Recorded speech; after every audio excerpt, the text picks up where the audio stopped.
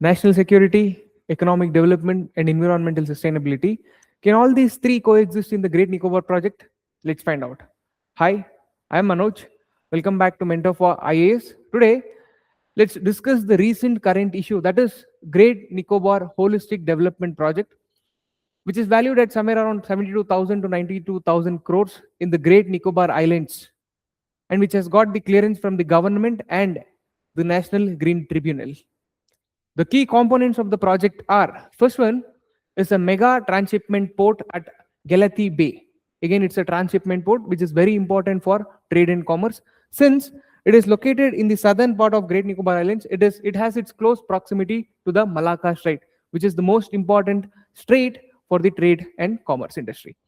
Then the second component is international airport. This international airport can be used for both civilian purpose also and for military purpose also, for both strategic use also and for common commutation for tourism also. This is the second component. Third component, you have the integrated township program. An integrated township program which is built at over 156 square kilometers to accommodate 3.63 lakh population by 2055. To accommodate 3.63 lakh population, they are planning to build a mega township in the Great Nicobar Islands by 2047. Then the fourth component is 450 megawatt power plant. A 450 megawatt power plant which is both, it is a hybrid, it is both gas and solar based. Even through gas they are trying to produce power, and by using solar energy also they are trying to produce, and totally 450 megawatt of solar power station is being constructed in the Great Nicobar Holistic Development Project. Now we saw the four important components of Great Nicobar Holistic Development Project. Now, since we are developing in the most ecologically sensitive region, there has to be some kind of ecological concerns also. Let's see what are the ecological concerns. First, massive deforestation. Massive deforestation. Almost 136 square kilometers of land would be degraded, where 8.5 lakh to 1 million trees would be cut down. Again, it's a massive deforestation affecting 136 square kilometers. And what are at stake? Because of this deforestation, what all problems can be created?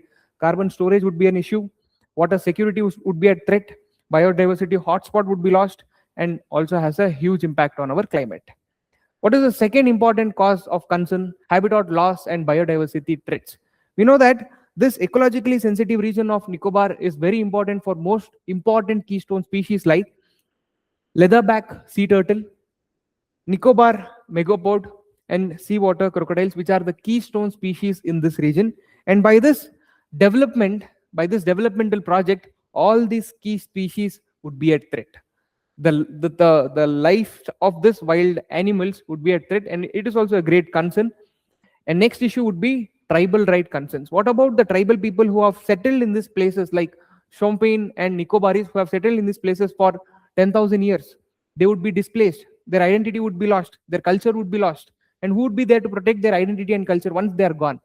Therefore, this is the third important concerns, where both Shompen tribes and Nicobarese tribes would be displaced. Their traditional lands would be lost. Their culture and identity would be gone forever. Now we have to make sure that their identity, the semi-nomadic and the nomadic people's identity also is protected, which is a cause of concern because of this project. Now we have understood the ecological consequences because of this Great Nicobar project. And let us see what is the government measure taken for this compensation for this development that is happening in this ecologically sensitive region. They have planned for compensatory afforestation at Haryana and Madhya Pradesh. They're planning to plant trees and build up the ecosystem in Haryana and Madhya Pradesh to compensate the loss that they are doing in the Great Nicobar project. Would it be sufficient? Again, that's at stake. We need to question that also. Forest diversion in Great Nicobar, approximately 136 square kilometers and 8.5 lakhs for 1 million trees which are being cut, would be compensatorily afforested in Haryana and Madhya Pradesh. They're planning to bring in this to compensate the losses, and we have to see if this compensatory afforestation would be sufficient to cope up the ecological imbalance that is getting created in the Nicobar Island, which is the most ecologically sensitive region and which is very important for India's climate.